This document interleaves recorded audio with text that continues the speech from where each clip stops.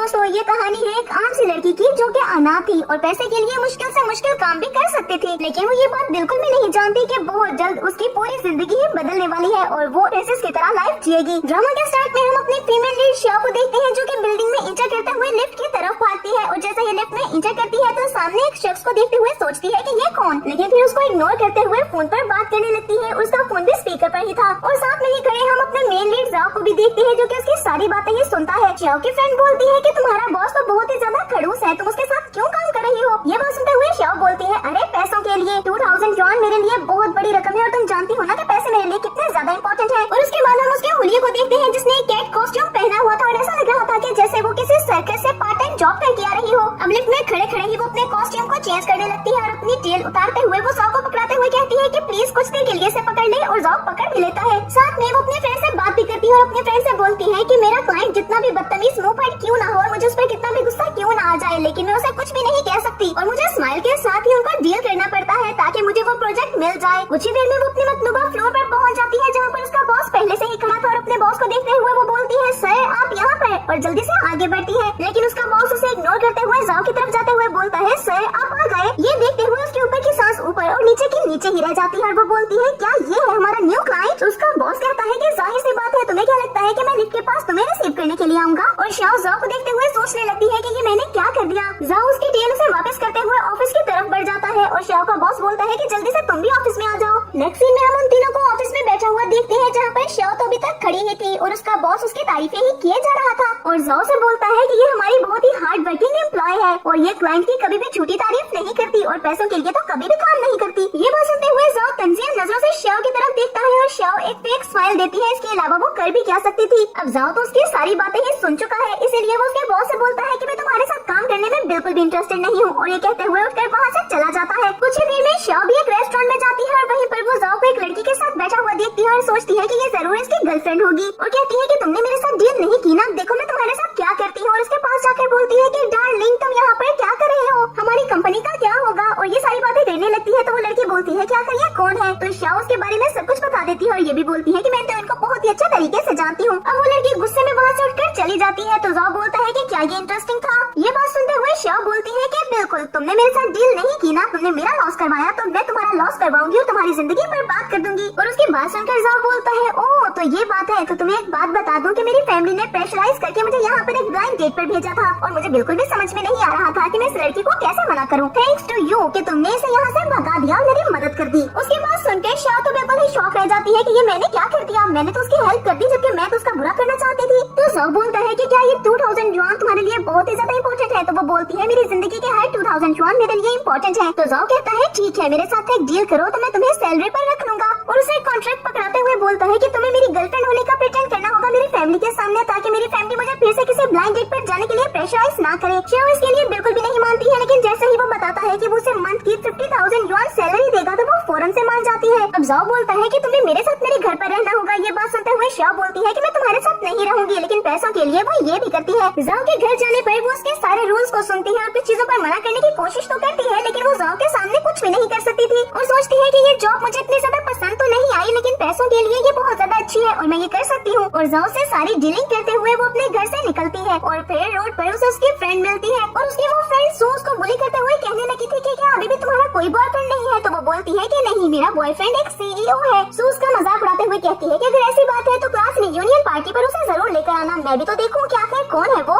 Next morning श्या जाओ के लिए ब्रेकफास्ट बनाती है और उसके सारे काम खुद ही करती है, जिस पर वो बोलता है कि तुम्हें आखिर हो क्या गया है, पागल हो गई हो क्या तुम। श्या एक बनावटी स्माइल देती है जिस पर वो बोलता है कि चुपचाप बता दो कि तुम्हें क्या चाहिए। अब श्या बताती है कि उसे प्रिटेंड करना होगा कि वो उसका बॉयफ्रेंड है सिर्फ एक दिन के लिए। ये बात सुनते हुए जाओ बोलता है कि वो ऐसा कुछ भी नहीं करेगा क्योंकि उसने सैलरी दी है श्या को, ना कि सैलरी श्या दे रही है उसको, इसलिए श्या उससे किसी भी किस्म की कोई भी उम्मीद ना रखे। ये कहकर जाओ वहाँ से उठकर चला जाता है और मजबूरन श्या को अकेले ही उस रियूनियन पार्टी में जाना पड़ता है जहाँ पर सब उसकी क्लास फेलोज कपल नहीं आए हुए थे। उन सारे कपल्स को देखकर श्या चुप करके बैठ जाती है, लेकिन वो कुछ भी नहीं कर सकती थी। और तभी सू बोलती है कि हाँ बताओ कहाँ पर है तुम्हारा बॉयफ्रेंड। तो वो झूठ बोलते हुए कहती है कि उसे काफी ज्यादा काम था इसीलिए मैंने उसे तंग ही नहीं किया। तो सू कहती है अगर ऐसी बात है तो तुम उसे कॉल कर लो। और श्या की फ्रेंड नियान बोलती है कि हाँ उसे कॉल कर लो, हम उसे देख लेंगे। मजबूरी में श्या को कॉल करनी पड़ती है और वीडियो कॉल करते हुए वो बोलती है कि डार्लिंग कैसे हो तुम। इस पर जाओ बोलता है कि मैंने कहा था मुझे तंग मत करना, तुम पागल हो गई हो क्या। सू जैसे ही ये बात सुनती है तो हंसते हुए बोलती है मैंने कहा था ना कि ये लड़की झूठ बात बोल रही है, ऐसा हो ही नहीं सकता कि कोई इसको पसंद कर ले। ये अनाथ है, इसके पास तो पेरेंट्स भी नहीं है, तो और कौन इसको अपने पास रखना पसंद करेगा। ये सारी बातें जाओ सुनता है और सोच में पड़ जाता है कि ये उसने क्या कर दिया। कॉल बंद करने के बाद शाओ सोचने लगती है कि जाओ सिर्फ एक दिन के लिए अगर तुम मेरी इज्जत रख लेते और मेरी बात मान लेते तो क्या चला जाता तुम्हारा। लेकिन कुछ ही देर में हम जाओ को देखते हैं जो कि अपने गार्ड्स और कुछ सर्वेंट्स के साथ वहाँ पर कुछ गिफ्ट्स लेकर आ जाता है और उसे देखते हुए शाओ बहुत ही ज्यादा खुश हो जाती है और जाकर उसका हाथ पकड़ते हुए बोलती है तुम यहाँ पर। जाओ बताता है कि मैं पास ही मीटिंग में था, जब मुझे पता चला कि तुम यहाँ पर हो तो मैं तुमसे मिलने के लिए आ गया।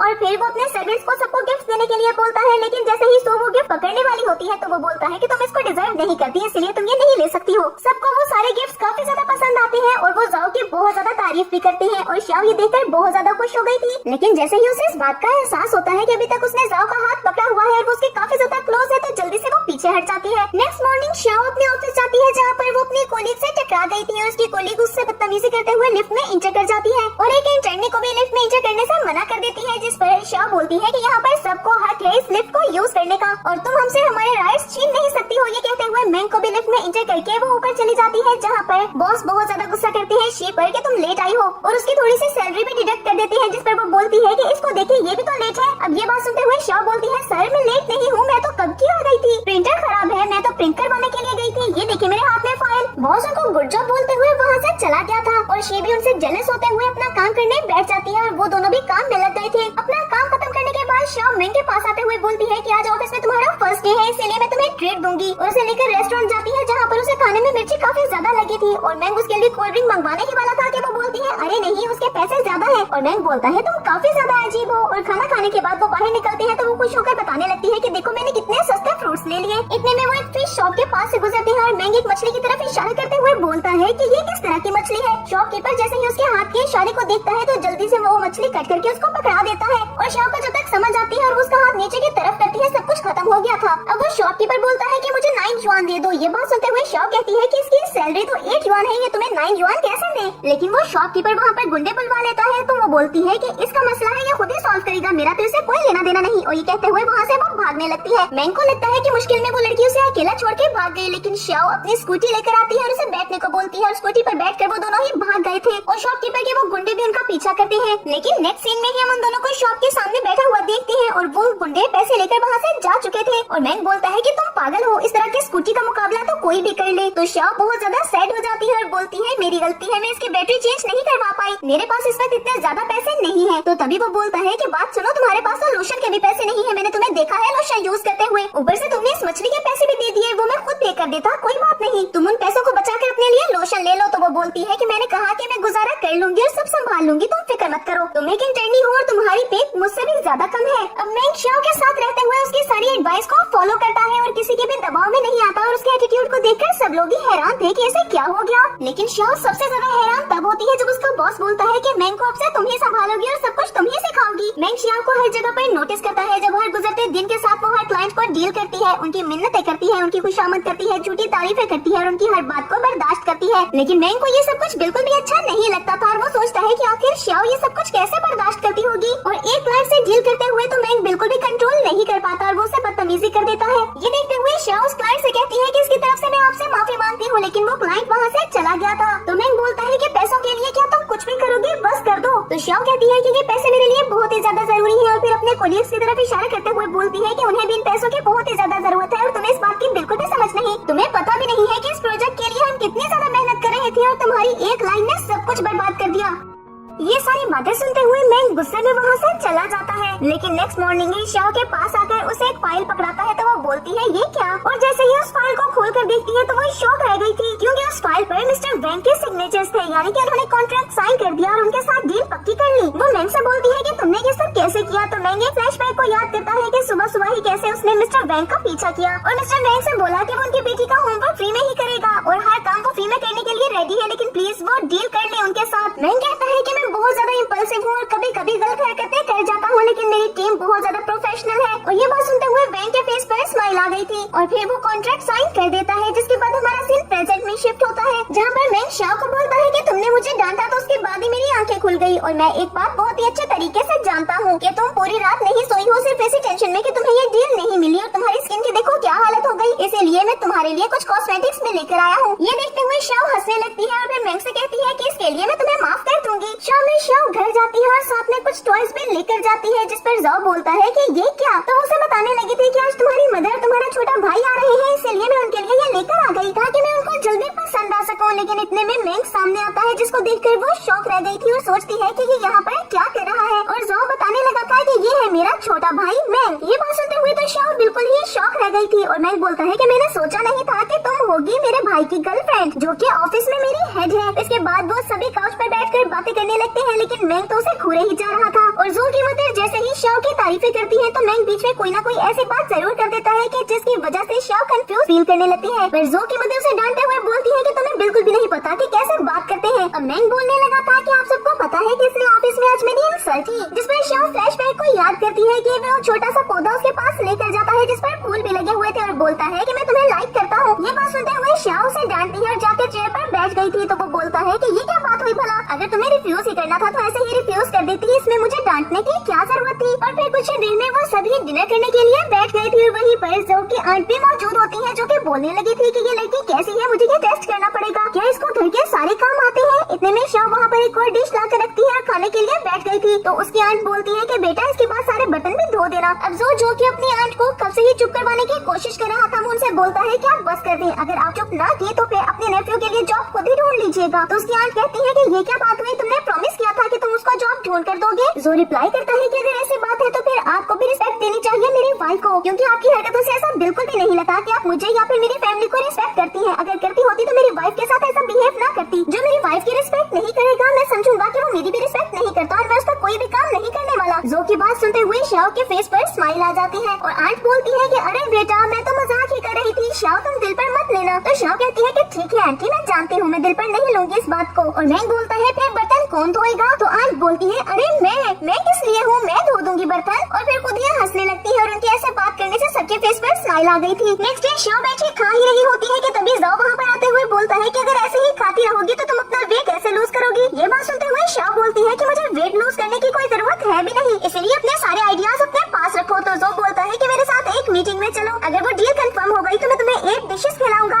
ये बात सुनते हुए वो बोलती है कि अगर ऐसी बात है तो अभी चलो। और वो मिस्टर लियू से मिलने उसके घर पर जाते हैं, लेकिन मिस्टर लियू की वाइफ उससे फाइट कर रही होती है और उसको पीटते हुए बोलती है कि तुम्हारा जरूर तुम्हारी सेक्रेटरी के साथ अफेयर चल रहा है, वरना तुम्हारी शर्ट पे लिपस्टिक का निशान कैसे था और तुमने मेरी कॉल्स भी रिसीव नहीं की। मिस्टर लियू को काफी ज्यादा चोट लग जाती है और ज़ो और शाओ वहाँ पर खड़े वो सब कुछ देख रहे थे। जिसके बाद वो मिस्टर लियू से बैठकर बात करते हैं तो मिस्टर लियू बोलते हैं कि मैं इस वक्त कोई भी डील करने की सिचुएशन में नहीं हूँ, तुम देख नहीं रहे मेरे घर की हालत कैसी है, मैं ऐसी सिचुएशन में कैसे कोई डील कर सकता हूँ। तो तभी शाओ बोलती है कि मिस्टर लियू मुझे एक बात बताएं कि आपको रात को नींद नहीं आती। और उसके बाद वो मिस्टर लियू की वाइफ से भी कुछ बातें पूछने लगी थी और वो दोनों हैरान होकर पूछते हैं कि आपको ये सारी बातें कैसे पता। शाओ उन दोनों को सॉल्यूशंस बताते हुए बोलती है कि आप दोनों को एक दूसरे से फाइट करने की कोई जरूरत नहीं है, क्योंकि आपके रिलेशनशिप में कोई प्रॉब्लम है ही नहीं। और फिर मिस्टर लियू की वाइफ को कुछ प्रोडक्ट्स देते हुए बोलती है कि अपनी स्किन का ख्याल रखें, आप जितना अपना ज्यादा ख्याल रखेंगे आपका हस्बैंड आपकी तरफ ज्यादा अट्रैक्ट होगा और फिर आपको कभी भी ये डर नहीं लगा रहेगा कि वो आपको चीट कर रहा है या आपके अलावा किसी के बारे में सोच भी सकता है। ये सब देखते हुए मिस्टर लियू की वाइफ काफी ज्यादा खुश हो गई थी और उनको खुश होता देखकर मिस्टर लियू को भी सुकून का सांस आता है। और शाओ ज़ो की तरफ देखते हुए आंख मारती है तो वो भी हंसने लगा था। जिसके बाद वो दोनों ही मिस्टर लियू के घर से बाहर आते हैं और ज़ो शाओ से बोलता है कि तुम्हें ये सब कुछ कैसे पता। तो वो बताने लगी थी कि मैं साइंस पर बिलीव करती हूँ और लोगों के बॉडी साइंस से मुझे बहुत कुछ समझ में आ जाता है, वो भी इजीली। मैंने उनके घर के टेबल पर देखी थी वो मेडिसिन जो कि इंसोम्निया में यूज की जाती है, यानी कि वो रात को सो नहीं पाते इसीलिए मेडिसिन ले रहे थे। घर की चीजों को देखते हुए और सारी चीजों को समझते हुए मैं ये बात बहुत अच्छे तरीके से जान गई थी कि प्रॉब्लम कहाँ पर है, तो इसीलिए मैंने उनको इसका सॉल्यूशन दे दिया। जाओ जैसे ही उसकी बातें सुनता है तो हंसते हुए बोलता है कि तुम तो ग्रेट हो, सारे टाइम पे तुम सिर्फ चीजों को गेस करके ही चीजें बोल रही थी और तुम्हारा सारा तुक्का सही लग गया। ये बात सुनते हुए शाओ बोलती है कि हाँ बिल्कुल, तुम्हें क्या लगा कि मैं कोई बहुत बड़ी आलिम हूँ या मेरे पास कोई सुपर पावर्स है कि मुझे हर बात के बारे में पता चल जाएगा, लेकिन इंसान के अंदर कॉन्फिडेंस जरूर होना चाहिए। और एक बात मैंने हमेशा सीखी है कि हमारा प्रोजेक्ट हमेशा कस्टमर के मूड पर डिपेंड करता है। आपके अंदर जितनी ज्यादा एबिलिटीज होंगी नॉनसेंस बातें करने की, उतने ज्यादा आपको प्रोजेक्ट मिलने के चांसेस बढ़ जाते हैं। अब फ्लो में वो कुछ ज्यादा ही बोल गई थी, लेकिन अपने साथ जैसे ही वो ज़ो को देखती है तो वो उसके साथ नहीं था और पीछे मुड़कर ज़ो को देखती है जो कि पीछे खड़ा ही उसे देख रहा था। भागते हुए वो ज़ो के पास जाती है और उससे बोलती है कि मुझे माफ कर दोगे, मैंने कुछ ज्यादा ही बकवास कर ली हो। तो ज़ो से बोलने लगा था कि तुमने आज मुझे बहुत बड़ी मुश्किल से बचा लिया है, क्योंकि ये प्रोजेक्ट बहुत ही ज्यादा इंपॉर्टेंट था, इसलिए फिक्र मत करो, मुझे गुस्सा नहीं आया। और हाँ, कभी कभी बकवास करना ठीक होता है। और अब जैसे मैंने वादा किया था, चलो तुम्हें ट्रीट देने चलते हैं, वैसे भी मुझे ये प्रोजेक्ट तो मिल ही गया है, इसके साथ में तुम्हें बोनस भी दूंगा। ये बात सुनते हुए शाओ बहुत ज्यादा खुश हो जाती है और उसका हाथ पकड़ते हुए बोलती है तुमने तो मुझे डरा ही दिया था ज़ो। और फिर वो अपने खाने का मेन्यू बताते हुए उसे साथ चलने को बोलती है और जो भी उसके सारे बचपने में उसका साथ देने लगा था। अब वो घूमने के लिए भी जाते हैं लेकिन मैंग भी उनके साथ मौजूद होता है, जो कि ज़ो को बोलता है कि आप यहाँ से जा सकते हैं भाई। मैं बहुत अच्छी तरह से जानता हूँ कि ये प्रिटेंड कर रही है आपकी गर्लफ्रेंड बनने का, इसीलिए मेरे सामने ये सारा ड्रामा मत करें। और आपको तो ये भी नहीं पता कि आपको इसे ट्रीट कैसे करना है। आप तो है भी बहुत ज्यादा बोरिंग, तो आपके साथ ये बोर हो जाएगी, लेकिन मैं इसके लिए एंटरटेनमेंट हमेशा रखूंगा। हमारी कंपनी के 8 टीम लीडर्स हैं जिसमें से इकलौती ये वुमेन है और मैं बहुत अच्छा तरीके से जानता हूँ कि इसको कैसे ट्रीट करना है। ये बात सुनते हुए ज़ो बोलता है कि ज्यादा बातें मत करो, मैं बहुत अच्छे तरीके से जानता हूँ कि इसको कैसे ट्रीट करना है और ये कैसे खुश रहेगी, उल्टा ये तुम्हारे साथ बोर हो जाएगी, चलो अब निकलो यहाँ से। ये कहते हुए ज़ो उसे धक्का देता है, लेकिन तभी ज़ो को उसके क्लाइंट की कॉल आती है। तो मैंग बोलता है कि क्या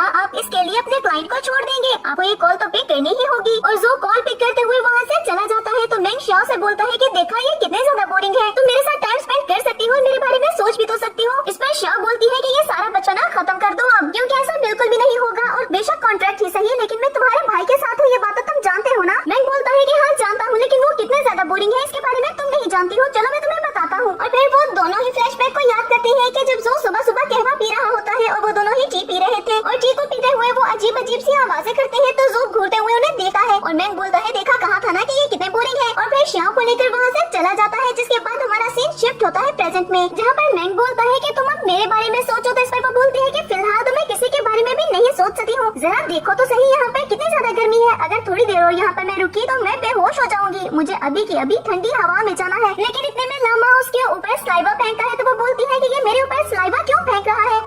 तो ज़ो वहाँ पर आते हुए टिश्यू से उसका फेस साफ करते हुए बोलता है कि ये थोड़े से अग्रेसिव होते हैं, इसलिए इनसे दूर ही रहना चाहिए, तुम फिक्र मत करो, मेरे साथ चलो, मैं हेल्प करता हूँ तुम्हारी फेस वॉश करने में। और फिर उसे गिफ्ट में कुछ कॉस्मेटिक्स देते हुए बोलता है कि जाओ इनको यूज करते हुए जाकर अपना फेस वॉश कर लो। और इसके बाद उसे आइस्ड मिल्क टी देते हुए बोलता है कि तुम्हें ये पसंद है ना, इसलिए मैंने तुम्हारे लिए एक और ऑर्डर कर ली, अब तुम आराम से इसको पी सकती हो। ये बात सुनते हुए शाओ बोलती है कि लेकिन अभी घर पर ही तुम इसे पी कर आई थी और तुम्हें तो ये पसंद भी नहीं है ना। ज़ो बोलता है लेकिन तुम्हें तो पसंद है और जो चीज तुम्हें पसंद है वो मैं पसंद कर सकता हूँ, अब चलो मेरे साथ। ये बात सुनते हुए शाओ के फेस पर स्माइल आ जाती है और हंसते हुए वो उसके पीछे जाने लगती है। मैं बहुत ही जेलस फील करते हुए उन दोनों को साथ देखता है और फिर सोचता है कि ये मुझे जेलस फील करवा रहे हैं या सच में एक दूसरे की इतनी फिक्र करने लगे हैं। नेक्स्ट सीन में हम शाओ को देखते हैं जो कि एक गाड़ी में जाकर बैठती है और अपनी फ्रेंड से बोलती है कि तुम आ गई, शुक्र है, मैंने जो जो चीजें तुम्हें बताई थी वो ले आई हो ना। तो उसकी फ्रेंड बोलती है कि हाँ बिल्कुल ले आई हूँ, और फिर उसे ज्वेलरी, बैग, ड्रेस और गाड़ी देती है ताकि वो ज़ो के साथ अच्छे से डिनर पर जा सके। और फिर वो शाओ से बोलती है कि तुम सिर्फ अपने बॉयफ्रेंड के साथ डिनर पर ही जा रही हो, तो इसके लिए इतनी मेहनत क्यों कर रही हो। ये बात सुनते हुए शाओ बोलती है कि मेरी सारी क्लास फेलोज और मेरी सारी फ्रेंड के बॉयफ्रेंड्स हैं, लेकिन मैंने कभी इस चीज पर गौर ही नहीं किया, लेकिन ज़ो के चिढ़ाने पर मुझे लगता है कि मुझे इस पर फोकस करना चाहिए। नेक्स्ट सीन में हम ज़ो को देखते हैं जो कि शाओ का वेट कर रहा होता है और शाओ बहुत ही अच्छा रेडी होकर वहाँ पर पहुँचती है। जिसके बाद वो ज़ो के फैमिली के साथ डिनर करने लगते हैं और ज़ो बोलता है कि क्या तुम वाइन पी लोगी। तो वो बोलती है कि मैंने रात में इस पर बहुत ज्यादा सर्च की थी, तो जरूर मैं कोशिश तो करूंगी। अब एक क्लाइंट उसे एक वाइन का ग्लास देते हुए बोलता है कि ये लूसी वाइन है। तो वो सोचने लगती है कि ये कौन सी थी, भला मैं भूल गई। लेकिन फिर अपने सारे लेक्चर्स को याद करते हुए जो कि रात में ही उसने सोए थे वो सब कुछ बताने लगती है और ज़ो स्माइल करता है उसकी तरफ देखकर, लेकिन वो उस वाइन का जवाब गलत दे दी है, जिस पर सब उस पर हंसने लगते हैं और ज़ो की तरफ देखकर वो सोचती है कि शायद मैंने इसे एम्बैरेस फील करवा दिया। अब वो सारे क्लाइंट से शाओ से बोलते हैं कि तुम कुछ बोलो, लेकिन जैसे ही वो बोलती है तो सब उसकी बातों से ऑफेंड हो जाते हैं। ज़ो कहता है कि इसकी बातों को दिल पर मत ले, इसे कुछ भी जानबूझकर नहीं बोला। और वो कहती है कि अपॉलॉजी के तौर पर मैं ये वाइन पी सकती हूँ। तभी एक क्लाइंट बोलता है कि एक वाइन के ग्लास से क्या होगा, तुम्हें पूरी की पूरी बोतल ही पीनी होगी। एक क्लाइंट बोलती है मुझे नहीं लगता कि ज़ो से ये सारी ड्रिंक करने देगा। शाओ ज़ो की तरफ देखती है जो कि अपने फोन में ही लगा हुआ था और फिर अपनी फ्रेंड की बातों को याद करती है जो कि बोल रही थी कि तुम उस सर्कल से बिलोंग नहीं करती हो, इसलिए वहाँ पर मत जाओ। तभी एक दूसरी क्लाइंट बोलती है देखा मैंने कहा था ना कि ज़ो इसको पसंद नहीं करता है। और शाओ उदास होते हुए बोतल को उठाकर पीने लगती है, लेकिन जैसे ही उसका टेस्ट उसे समझ में आता है तो बोलती है ये तो वाटर है, लेकिन ये कैसे हुआ। और हम फ्लैशबैक को देखते हैं कि जब सब बातों में लगे हुए थे और शाओ को एम्बैरेस फील करवाने की कोशिश कर रहे थे, तो उसी टाइम पर ज़ो ने मौका देते हुए अपनी सर्वेंट से ये सब कुछ करवा लिया। और शाओ के वो पूरी बोतल पीने पर सबको यही लगता है कि उसने वाइन की पूरी बोतल पी ली और सब उसकी तारीफें करने लगते हैं कि उसकी अच्छी कैपेसिटी है वाइन पीने में। इसके बाद ज़ो बोलता है कि बाकी सब तो ठीक है, लेकिन मेरी गर्लफ्रेंड के साथ तुम लोगों ने जैसे आज बिहेव किया है मैं वो बर्दाश्त नहीं करने वाला और ना ही दोबारा किसी पार्टी में तुम लोगों के साथ आने वाला हूँ। ये कहकर वो शाओ का हाथ पकड़ता है और रूम से बाहर निकल जाता है और सब लोग उसे आवाजें ही देते रह जाते हैं, लेकिन वो किसी की भी नहीं सुनता। बाहर जाते हुए अपने सर्वेंट से एक ड्रेस लेते हुए वो शाओ को देते हुए कहता है कि इसको चेंज कर लो, जिस पर शाओ बोलती है ये तुमने कब मंगवाया। ज़ो बोलता है कि मैं कब से नोटिस कर रहा था कि जो ड्रेस तुमने पहन रखा है उसमें तुम बिल्कुल भी कंफर्टेबल नहीं हो, लेकिन तुमने इसीलिए पहना ताकि मैं एम्बैरेस फील न करूं, इसीलिए ही मैंने तुम्हारे लिए पार्टी के दरमियान में ये मंगवा लिया था ताकि तुम कंफर्टेबल फील कर सको। शाओ का मूड थोड़ा सा ठीक होता है, जिसके बाद वो ज़ो को बोलती है कि क्या आज मैंने तुम्हें एम्बैरेस कर दिया। तो जो बोलता है कि बिल्कुल भी नहीं, मुझे गर्लफ्रेंड अपने प्रोजेक्ट कंप्लीट करने के लिए नहीं चाहिए, तुम अपनी चीजों को एंजॉय कर सकती हो। क्या तुम्हें भूख लगी है तो चलो कुछ खाने के लिए चलते हैं। ये बात सुनते हुए उसके फेस पर स्माइल आ जाती है। नेक्स्ट मॉर्निंग हम शाओ को एक शूट पर देखते हैं जो कि प्रोडक्ट शूट थी, और जैसे ही शूट एंड होती है तो उसके पास एक लड़की शेन आती है जो कि उसे बोलती है क्या मिंग भी यहाँ पर एक्टिंग कर सकता है। नेक्स्ट सीन में हम शाओ को देखते हैं कि वो उस लड़की के साथ उसके घर पर जाती है जहाँ पर कुछ वेजिटेबल्स भी बने हुए थे। शाओ उस लड़की को बोलती है कि तुम खाना स्टार्ट करो, तो शेन बोलती है कि नहीं, मैं कैरेट्स नहीं खाती हूँ, मुझे ये बिल्कुल भी नहीं पसंद। और उसकी सास बोलती है कि तुम कुछ ज्यादा ही नखरे किए जा रही हो, ये सेहत के लिए अच्छी होती है, इसलिए चुपचाप खा लो। और उसका हस्बैंड मिंग भी बोलता है कि हाँ चुपचाप इसे खा लो। तभी शाओ जल्दी से उनको गिराते हुए बोलती है बेशक ये सेहत के लिए अच्छी होती है, लेकिन रोज रोज कोई भी इसे नहीं खा सकता, मैं अभी कुछ अच्छा सा बना कर लाती हूँ। और किचन की तरफ चली जाती है। शाओ के जाने के बाद शेन की मदर इन लॉ बोलती है कि तुम्हारी शादी को 1.5 साल हो चुका है, अब तक तो तुम्हें बेबी प्लान कर लेना चाहिए था। और अपनी मदर इन लॉ की बात सुनते हुए वो मिंग की तरफ देखती है और मिंग उसको पूरी तरह से इग्नोर करते हुए अपने खाने में ही मसरूफ रहता है, जैसे उसे किसी बात की फिक्र ही ना हो। ये देखते हुए वो अपनी मदर इन लॉ को आंसर करने लगती है कि हाँ हम इसके बारे में सोच रहे हैं, और उनको मुतमईन करने की कोशिश करती है, लेकिन उसकी मदर इन लॉ गुस्से में आ जाती है। और शेन उनको समझाने की कोशिश करती है कि इन सब में हमें पैसा भी चाहिए, हमारे पास इस वक्त इतने पैसे नहीं है कि हम एक बच्चे का खर्चा उठा सके। पर मदर इन लॉ तो कुछ सुनने के लिए रेडी ही नहीं होती। कुछ देर में शाओ खाना बनाकर ले आती है और उसके बाद वो आंट को बोलती है कि आप ये खाना टेस्ट करें। और जैसे ही वो खाना टेस्ट करती है तो बोलती है कि इसमें तो जिंजर है, तुम जानती हो ना कि मैं ये नहीं खाती हूँ, मैंने तुम्हें बताया भी था। ये बात सुनते हुए शाओ बोलती है ओह आप जिंजर नहीं खाती, मैं बिल्कुल भूल ही गई। मिंग जल्दी से दूसरी डिश उनके सामने करते हुए बोलता है मम्मा आप ये खाकर देखिए। और जैसे ही वो उसको टेस्ट करती है तो उसमें भी जिंजर ही था। अब शेन की मदर इन लॉ काफी ज्यादा गुस्से में आ जाती है और वो बोलती है कि जब तुम जानती हो कि मैं ये सब नहीं खा सकती तो फिर तुमने हर चीज में जिंजर क्यों डाला। ये बात सुनते हुए शाओ हंसते हुए बोलती है कि आप ये नहीं खा सकती क्योंकि शुरू से आपको प्रॉब्लम है और आपको जिंजर अच्छा नहीं लगा। और जब आप ये बात जानती है कि आपकी डॉटर इन लॉ कैरेट नहीं खा सकती तो फिर आप रोज कैरेट क्यों बनाती हैं? इसलिए कि जिस चीज को आपने सफर किया वो आपकी बहू भी करे, या फिर आप सिर्फ अपने सोल को सेटिस्फाई करना चाहती है ये हरकतें करके। अब शेन की मदर इन लॉ बोलती है कि शेन अगर तुम्हें किसी चीज से प्रॉब्लम है तो तुम चेंज कर सकती हो। तो शेन बोलती है कि क्या चेंज करूँ, ये घर या अपना हस्बैंड? मैंने बहुत कोशिश की कि आपके दिल में अपनी जगह बना सकूं, लेकिन आप हैं कि आप मेरी सुनती ही नहीं। पता नहीं आपको मुझसे आखिर प्रॉब्लम क्या है, जब भी आप हमारे पास रहने के लिए आती है मेरी जिंदगी को और ज्यादा मुश्किल बना देती है। ये बात सुनते हुए मिंग बोलता है कि तुम मेरी मदर से ऐसे बात कैसे कर सकती हो। तभी शेन कहती है कि देख लो, या तो अपनी मदर को समझा लो या फिर हम दोनों डाइवोर्स ले रहे हैं, फैसला तुम्हारे हाथ में है कि तुम्हें करना क्या है। और फिर वो शाओ की तरफ देखती है और शाओ की तरफ देखकर स्माइल पास करती है, जिसे देखकर वो थोड़ा सा खून में आ गई थी। और उसके बाद हम शाओ को देखते हैं जो कि बोलती है कि दो ही ट्रीटमेंट हो सकते हैं, या तो उस इंसान को धक्के मारकर घर से निकाल दिया जाए जिसे आपकी कदर है ही नहीं, या फिर वो इंसान जो कि आपकी कदर करे। और फिर आपके बालकनी में फ्लावर्स खिलेंगे और मेरे घर के बालकनी में फ्लावर्स खिलने वाले थे। और फिर वो जो को अपनी मदर से मिलवाती है और उसकी मदर जो से मिलकर काफी ज्यादा खुश हो गई थी। और शाओ से बोलती है कि जाओ जल्दी से कुछ अच्छे से खाने को बना कर लाओ। तो जो से रोकते हुए बोलता है कि चलो बाहर खाने के लिए चलते हैं, अभी तुम कहाँ ही खाना बनाओगी। ये बात सुनते हुए शाओ की मदर बोलती है कि तुम पहली बार हमारे घर पर आए हो और ऐसे ही बिना खाना खाए चले जाओगे। तो जो झूठ बोलते हुए बोलता है कि 5 से 5 स्टार होटल में मुझे फ्री फूड की ऑफर मिली है, हम वहाँ पर जाकर फ्री खाना खा सकते हैं। ये बात सुनकर शाओ की मदर काफी ज्यादा एक्साइटेड हो जाती है और बोलती है कि अगर ऐसी बात है तो फिर तुम वेट इस चीज का कर रहे हो,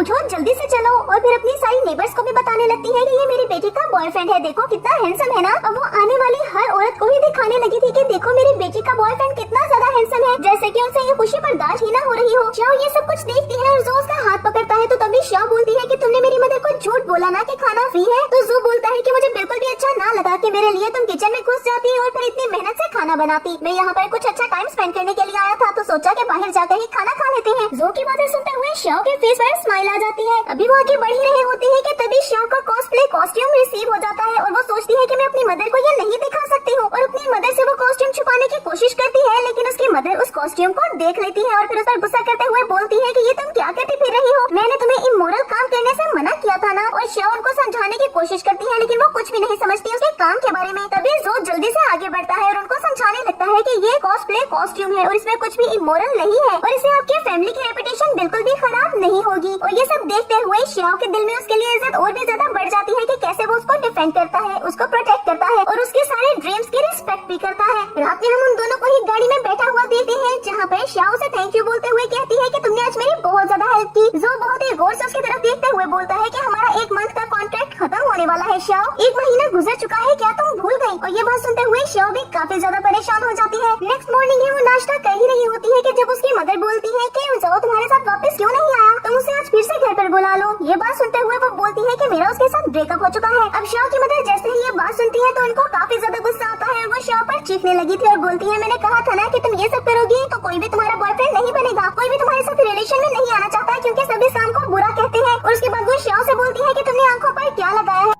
तो शाओ बोलती है मस्कारा। इस पर उसकी मदर और ज्यादा गुस्से में आ जाती है और वो बोलती है कि मैंने मना किया था ना कि ये सब चीजें यूज मत करना, तुम्हें मेरे साथ हॉस्पिटल भी चलना होगा चेकअप के लिए। तो तभी शाओ बोलती है कि आप मेरी जिंदगी को कंट्रोल करना कब बंद करेंगी। मुझे कभी कभी ऐसा लगता है कि मैं कोई इंसान नहीं हूँ बल्कि कोई पपेट हूँ जिसे आप अपनी मर्जी से यूज करती है। जिसके बाद वो फ्लैशबैक को याद करती है जहाँ पर वो रूम में बैठ कर अपना काम कर रही होती है और रूम का दरवाजा बंद कर देती है। तो उसकी मदर आकर दरवाजा खोलते हुए बोलती है मैंने कहा था कि ये दरवाजा बंद मत करना। और उसके बाद उसकी चैट्स भी पढ़ने लगती है और बोलती है कि ये सब मुझे ठीक नहीं लग रहा, मुझे तुम पर नजर रखनी होगी। नेक्स्ट मॉर्निंग ही उसकी मदर उसके रूम में आती है और उसका फोन चेक करते हुए उसे नींद से उठाते हुए बोलती है कि तुमने इतनी ज्यादा चीजें क्यों ऑर्डर की, तुम्हें पैसों की बिल्कुल भी कदर नहीं है ना। ये बात सुनते हुए शाओ बोलती है कि आपने मेरा फोन चेक किया। तो उसकी मदर कहती है कि मैं तुम्हारी मदर हूँ, मैं तुम्हारा फोन चेक कर सकती हूँ। और शाओ ने जितनी भी चीजें मंगवाई थी हर चीज का हिसाब मांगती है जो कि शाओ को देना भी पड़ता है। अब सीन प्रेजेंट में शिफ्ट होता है जहाँ पर शाओ बहुत ही गुस्से में आकर अपनी मदर को वो सारी चीजें दिखा देती है जो कि उनसे छुपा कर उन्होंने रखी हुई थी और अपनी मदर को बोलती है कि आपकी वजह से ही मैंने झूठ बोलना स्टार्ट कर दिया क्योंकि आपकी वजह से मैं घुट घुट के जी रही थी। अब आप खुश रहे यहाँ पर क्योंकि मुझे लगता है मुझे यहाँ पर रहना ही नहीं चाहिए। और ये कहकर शाओ वहाँ से जाने ही वाली होती है कि उसकी मदर रोते हुए बोलती है अब तुम भी मुझसे लव नहीं करती हो, तुम भी मुझे छोड़कर जा रही हो। शाओ फ्लैशबैक को याद करती है कि जब उसके फादर जिंदा थे वो स्कूल से वापस आती है और सामने टेबल पर काफी ज्यादा अल्कोहल की बोतलें देखकर परेशान होते हुए अपनी मदर के पास आती है और देखती है कि उसकी मदर को काफी ज्यादा चोटें लगी हुई थी। और वो अपनी मदर से बोलती है कि डैड ने फिर से अल्कोहल पीकर नशे में आपको मारा क्या, मैं आपके साथ चलूंगी, आप उनसे डाइवोर्स ले लें, हम दोनों साथ सही से रह सकते हैं, हमें उनकी जरूरत नहीं है जिनकी वजह से हमें घुट घुट के जीना पड़े। और ये बात सुनते हुए उसकी मदर उसे हक कर लेती है। लेकिन रात में जैसे ही शाओ पानी पीने के लिए बाहर निकलती है तो वो अपनी मदर की बातें सुनती है जो कि उसके डैड को सर्व करते हुए बोलती है कि थोड़ी सी ड्रिंक करने के बाद तुम नूडल्स खा लेना क्योंकि तुम भूखे हो। शाओ ने मुझे बोला कि मैं तुमसे डाइवोर्स ले लूं लेकिन मैं तुम्हें छोड़ना नहीं चाहती हूँ। और ये बात सुनते हुए शाओ को बहुत ज्यादा दिल दुखा है। अब सीन प्रेजेंट में शिफ्ट होता है जहाँ पर शाओ अपनी मदर की तरफ देखते हुए बोलती है कि आप हमेशा से ही मेरी फर्स्ट प्रायोरिटी थी और आप हमेशा मेरी फर्स्ट प्रायोरिटी ही रहेगी, लेकिन मैं दुआ करूंगी कि अगली जिंदगी में मैं आपकी बेटी ना हूँ क्योंकि अपनी ये जिंदगी आपने खुद चूज की थी जहाँ पर रोज आपके साथ कुछ ना कुछ बुरा हो और फिर आपने वही सब मुझ पर भी अप्लाई करना स्टार्ट कर दिया। और ये कहते हुए शाओ वहाँ से चली जाती है। नेक्स्ट सीन में हम शाओ को ऑफिस में देखते हैं जहाँ पर मैंग उसके पास आता है और मैंग बोलता है कि मुझे एक गुड न्यूज मिली है कि तुम्हारा ब्रेकअप हो गया, क्या ये बात सच है। तो शाओ से रिप्लाई करती है कि तुम कुछ ज्यादा ही सोच रहे हो मैंग, मैं उसके साथ रिलेशनशिप में नहीं थी, ये सिर्फ एक कॉन्ट्रैक्ट था और कॉन्ट्रैक्ट एक्सपायर हो गया, इसमें इतनी ज्यादा हाइक देने वाली कौन सी बात है। तो मैंग बोलता है कि मैं जानता हूँ मेरे ब्रदर ने तुम्हें सैड कर दिया लेकिन मैं तुम्हें बिल्कुल भी उदास नहीं करूंगा, एक चांस देकर तो देखो। इतने में शाओ सामने से जो को किसी लड़की के साथ आते हुए देखती है और उसका मूड खराब हो जाता है। तभी वो लड़की बोलती है कि ये कौन। तो मैंग बोलता है कि ये है शाओ मेरी गर्लफ्रेंड। ये बात सुनते हुए जो स्माइल करता है और फिर उस लड़की के साथ वहाँ से चला गया था। रात में जो जैसे ही घर आता है तो सामने मैंग को बैठे हुए देखता है। मैंग से बोलता है कि तुम यहाँ पर क्यों हो। इस पर मैंग बोलता है कि ये मेरी गर्लफ्रेंड का घर है और मैं यहाँ पर हो सकता हूँ। अब जो बहुत ही ऊंची आवाज में शाओ को बुलाने लगा है तो मैंग बोलता है कि वो यहाँ पर है ही नहीं, एक क्लाइंट से मिलने के लिए होटल गई है।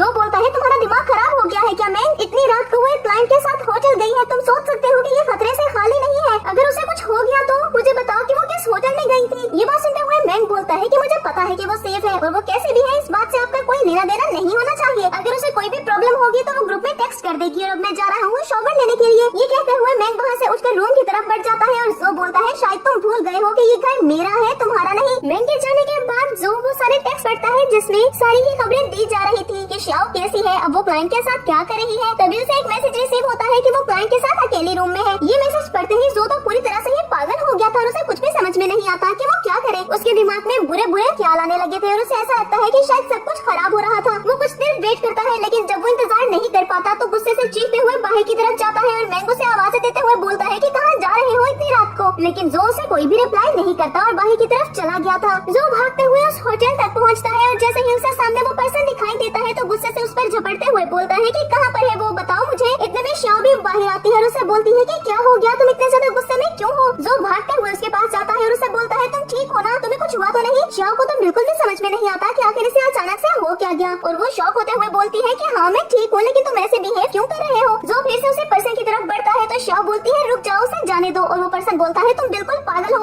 पता नहीं मेरा पाला किससे पड़ गया। और ये बोलते हुए वो पर्सन फौरन ही वहाँ से भाग गया था। और फिर शाओ बताने लगी थी कि वो एक फार्म में थी और यहाँ पर ट्रीटमेंट लेने के लिए आई थी ताकि वो खुद को थोड़ा सा रिलैक्स फील करवा सके। पर मुझे बताओ कि तुम यहाँ पर क्यों आए हो और ऐसे क्यों प्रिटेंड कर रहे हो कि जैसे तुम्हें फर्क पड़ता है मेरे होने या ना होने से, तुम तो मुझे लाइक ही नहीं करते हो। ये बात सुनते हुए जो चीखते हुए बोलता है कि मैंने कब कहा कि मैं तुम्हें लाइक नहीं करता हूँ, बल्कि तुम लाइक करती हो मैं को, ये बात तुमने बोली। तो ये बात सुनते हुए शाओ चीखते हुए बोलती है कि तुमने ही तो कहा कि हमारा कॉन्ट्रैक्ट एंड होने वाला है, इसका मतलब तो यही हुआ ना कि तुम चाहते थे कि मैं तुमसे दूर चली जाऊँ, तो फिर मुझे जो सही लगा मैंने वो कर लिया। अब जो बोलता है तुम पागल हो गई हो क्या, मैं तुम्हें ये बता रहा था कि कॉन्ट्रैक्ट एंड होने वाला है और उसके बाद मैं कन्फेस करने वाला था तुम्हारे सामने अपनी फीलिंग्स, लेकिन हम फ्लैशबैक को देते हैं जहाँ पर जो जैसे ही उसे अपनी फीलिंग्स कन्फेस करने वाला होता है तो वो बोलती है मैं समझ गई, तुम्हें कुछ भी बताने की जरूरत नहीं है। और ये कहते हुए वो गाड़ी से उतरकर चली गई थी। अब सीन प्रेजेंट में शिफ्ट होता है जहाँ पर शाओ बोलती है कि बस बहुत हो गया, तुम पागल हो गई हो, तुम सीधी तरफ से बात नहीं कर सकते थे क्या। और वहाँ से आगे की तरफ बढ़ती है जब वो भी उसके पीछे जाते हुए उसे पकड़ता है और उसे अपनी तरफ घुमाते हुए उसे किस कर देता है। नेक्स्ट मॉर्निंग ही शाओ जो के साथ अपने फ्रेंड न्यान से मिलने के लिए कैफे में जाती है जहाँ पर उसकी फ्रेंड बोलती है मैंने तुम्हारे लिए एक बॉयफ्रेंड ढूंढ लिया। ये बात सुनते हुए अभी तक शाओ तो शॉक ही थी जब जो उसका हाथ पीछे झटके हुए बोलता है तुम पागल हो गया, मैं हूँ ना इसके पास। अब न्यान बहुत ज्यादा कंफ्यूज हो गई थी और वो बोलती है हाँ मैं जानती हूँ, लेकिन आप मेरी बात समझे नहीं, मैंने डेटिंग ऐप में इसकी पिक्चर यूज की थी किसी को सेड्यूस करने के लिए और इसको ये पसंद भी आ गई। अब प्लीज मेरी जगह पर उससे जाकर मिल लो ना, बाद में उसे सारा सच बता देना। जो शाओ का हाथ पकड़ लेता है तो तभी न्यान उनके सामने हाथ जोड़ती है और शाओ उसकी मदद करने के लिए मान जाती है। कुछ ही देर में वो दोनों रेडी बैठी होती है क्योंकि वो पर्सन मिलने आने वाला था और न्यान बात करते हुए बोलती है कि बाद में उसे सारा सच बता देना और सब कुछ समझा भी देना। इस पर शाओ बोलती है कि फिक्र मत करो मैं सब संभाल लूंगी। कुछ ही देर में वो पर्सन वहाँ पर उससे मिलने के लिए आ गया था और शाओ बोलती है कि अच्छा आप ज्यादा बात मत करना, मुझे सब संभालने दो और देखने दो कि वो है कैसा। वो पर्सन शाओ के सामने आकर बैठता है और बोलता है कि मैं तुम्हारे लिए गिफ्ट लेकर आया हूँ। ये बात सुनते हुए न्यान बोलती है देखा ये कितना ज्यादा अच्छा है, पहली बार में ही गिफ्ट ले आया। शाओ से हाँ में हिलाते हुए उससे बोलती है कि हाँ बताओ कहाँ है गिफ्ट। इस पर वो पर्सन अपनी पॉकेट में हाथ डालता है और फिर बुरे से एक्सप्रेशंस देते हुए शाओ से बोलता है कि मैं लाना भूल गया, लेकिन अगली बार मैं पक्का ले आऊंगा। तो शाओ बोलती है कि मुझे ऐसा क्यों लग रहा है कि तुम मेरे सामने ड्रामा कर रहे हो और तुमने कोई गिफ्ट लिया ही नहीं, शायद इसलिए कि तुम जानते हो कि मैं गरीब हूँ और मैं तुम्हें कोई भी अच्छी चीज नहीं दे सकती हूँ, इसीलिए। ये बात सुनते हुए वो पर्सन बोलता है कि ऐसी कोई भी बात नहीं है, तुम गलत समझ रही हो, मैं तुम्हें जापानीज खाना खिला सकता हूँ। ये बात सुनते हुए शाओ बोलती है ओह तो पास ही जापानीज रेस्टोरेंट है, चलो वहाँ पर चलते हैं, मुझे खाना खिलाओ, वैसे भी मुझे काफी ज्यादा भूख लगी थी। अब ये बात सुनते हुए वो पर्सन काफी ज्यादा परेशान हो जाता है और बोलता है नहीं नहीं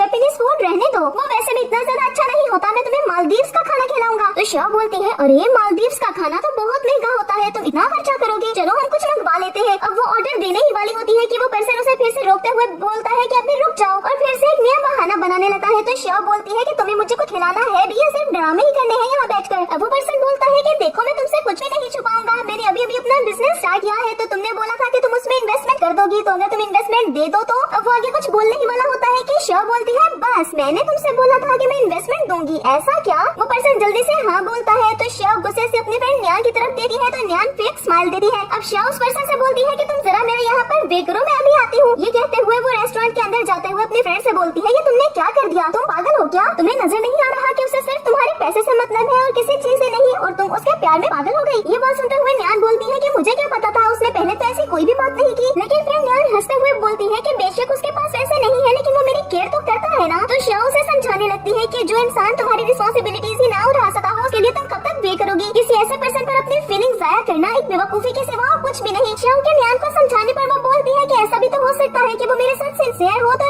शाओ बोलती है कि ठीक है मैं तुम्हें अभी साबित कर देती हूँ कि वो तुम्हारे साथ सिंसियर है या फिर उसे सिर्फ तुम्हारा पैसा चाहिए। और फिर दोबारा से उसी पर्सन के पास जाते हुए बोलती है कि मैं तुम्हें पैसे तो दे दूंगी लेकिन मुझे बताओ कि उसमें से मेरा शेयर कितना होगा। ये बात सुनते हुए वो पर्सन बोलता है कि वो सारा बिजनेस तो मेरा होगा ना, तुम्हें उसमें से शेयर क्यों चाहिए। अब ये बात सुनते हुए न्यान को अंदाजा हो गया था कि वो पर्सन उसे सिर्फ और सिर्फ ऐसा ही हथियाना चाहता है, इसीलिए गुस्से में आते हुए वो उसे थप्पड़ मार देती है और फिर शाओ को चलने का बोलती है। शाओ भी अपने फेस पर एक स्माइल लाते हुए उसके साथ वहाँ से चली गई थी। वो पर्सन उनको रोकने की कोशिश तो करता है लेकिन अब उनको किस मुँह से रोकता। नेक्स्ट मॉर्निंग हम श्याओ को देखती है जो कि अपने ऑफिस में बैठी हुई थी और एक पर्सन जैंग उसको प्रेजेंटेशन दे रहा होता है और श्याओ सोचती है कि ये मेरा एक्स है और यहाँ पर मेरे ऑफिस में सिर्फ ये दिखाने के लिए आया है कि ये मुझसे ज्यादा सुपीरियर है, लेकिन ये नहीं जानता कि मैं इसकी दाल नहीं गलने दूंगी और प्लान बनाने लगती है कि वो उसको हैंडल कैसे करे। इतने में जैंग उसके पास आकर बैठ जाता है और उसके सामने भी खुद को सुपीरियर शो करने की कोशिश करने लगा है। तो श्याओ अपनी सारी इन्फॉर्मेशन से उसे ये साबित करने की कोशिश करती है कि वो गलत है, लेकिन वो पर्सन जैंग तो मानने वालों में से था ही नहीं। अब उसे जान छुड़ाने के लिए श्याओ बोलती है कि मेरे फादर यहाँ पर मुझे अभी करने के लिए आए हैं, मैं उन्हें मिलवाती हूँ तुमसे। वैसे भी तुम तो बिल्कुल भी नहीं बदले हो, पहले के जैसे ही हो। और वहीं पर एंट्री होती है जो की, जिसके बाद वो दोनों ही फ्लैशबैक देते हैं जहाँ पर श्याओ घर में बहुत ही ज्यादा परेशान थी कि वो जैंग को कैसे फेस करेगी। और फिर अचानक से जो के फेस की तरफ देखते हुए बोलती है कि तुम मेरी हेल्प कर सकते हो, तुम्हें बस कल ऑफिस में मेरे डैड बनकर जाना होगा ताकि वहाँ पर सब कुछ संभाल लो, मुझे तुम पर पूरा यकीन है। फिर प्रेजेंट में शिफ्ट होता है जहाँ पर जैंग जैसे ही जो को देखता है तो उसे बोलता है इतने यंग फादर तुम मुझे यंग क्यों लग रहे हो। तो जो उसके पास आकर बैठ जाता है और उसे बोलता है तुम भी खाया पिया करो, इतने पतले हो तो तुम्हें मैं यंग ही लगूंगा ना, तुम तो अपनी एज से बहुत छोटे लग रहे हो, जैसे कि बहुत ज्यादा कमजोर हो और अभी हवा से भी उड़ जाओगे। मैं अपनी डाइट का अच्छे से ख्याल रखता हूँ इसीलिए इतना ज्यादा यंग हूँ मैं। इतने में एक कोलीग वहाँ पर आते हुए श्याओ से कहती है कि शन चैन ने बेबी को बर्थ दी है तो चलो हम हॉस्पिटल चलते हैं उसे मिलने के लिए। और जैंग इस पर भी लेडीज का मजाक उड़ाने लगा है कि औरतें तो बहुत ही ज्यादा वीक होती है। तो जो बोलता है कि तुम दोनों जाओ और अपने फ्रेंड से जाकर मिल कर आओ और उसको गिफ्ट देकर आना। और उसके साथ ही वो कुछ गिफ्ट भी रेडी करवाता है जो कि श्याओ अपने फ्रेंड से मिलने जाते हुए लेकर जाए। और जैंग को फील होता है कि उसने कितनी बड़ी गलती कर दी श्याओ के फादर के सामने ये सारी बातें बोलकर। शाम में श्याओ मैंग से मिलने के लिए जाती है जहाँ पर वो प्रे कर रहा था और वो बोलता है कि प्लीज गॉड श्याओ किसी और से शादी नहीं कर सकती। और फिर अपना वॉलेट निकालते हुए बोलता है कि वो मेरे भाई से शादी न करे, उसके लिए मुझे कितनी ज्यादा डोनेशन देनी होगी। मैंग की सारी बातें सुनते हुए श्याओ को हंसी आ जाती है। तो मैंग उसको देखते हुए बोलता है क्या तुमने फैसला कर लिया मेरे भाई से शादी करने का? तुम इतनी जल्दी कैसे फैसला कर सकती हो? बेशक वो एक सक्सेसफुल पर्सन है और उसके पास पैसा भी बहुत ज्यादा है, एक ब्राइट फ्यूचर भी, लेकिन फिर भी वो प्रॉब्लम क्रिएटर है। श्याओ फ्लैशबैक को याद करती है कि जब एक जगह पर वो सैर करने के लिए गई थी और वहीं पर जो को उसी लड़की के साथ देखती है जिसके साथ उसने फर्स्ट टाइम देखा था। वो लड़की उसे कोई रिलेशन की बात करती है तो इस पर जो उस पर गुस्सा करते हुए बोलता है कि अपना दिमाग ठीक रखो और उसका हाथ बर्फ पर रख देता है। तो वो लड़की गुस्सा होते हुए वहाँ से चली गई थी। श्याओ ये देखकर हंसती है और फिर हम प्रेजेंट में उसे मैंग के साथ वॉक करते हुए देखते हैं। मैंग बोलता है कि तुम्हें उसमें ऐसा में क्या पसंद आ गया? वो तुमसे एज में कितना ज्यादा बड़ा है, तुम ये भी तो सोचो। वो तुम्हारी वैसे केयर भी नहीं कर सका कि जैसे मैं कर सका हूँ, तुम मेरे बारे में क्यों नहीं सोचती हो? उसे आम इंसानों की तरह बात करनी भी नहीं आती। ये बात सुनते हुए श्याओ उसे बताने लगी थी कि उसे आखिर जो में अच्छा क्या लगा। और फिर वो जो की सारी एफर्ट्स को याद करती है कि श्याओ को खुश करने के लिए उसने कितने ज्यादा एफर्ट्स की। श्याओ के फ्रेंड्स के सामने डांस किया, श्याओ को एम्बेरस होने से बचाया और पता नहीं क्या क्या। और श्याओ को बुरा न लगे इसलिए उसकी सारी फ्रेंड्स को गिफ्ट्स भी दिए। अब श्याओ बोलती है कि उसकी इतनी एफर्ट्स के बाद मैं उसको नहीं छोड़ सकती हूँ, तुम्हें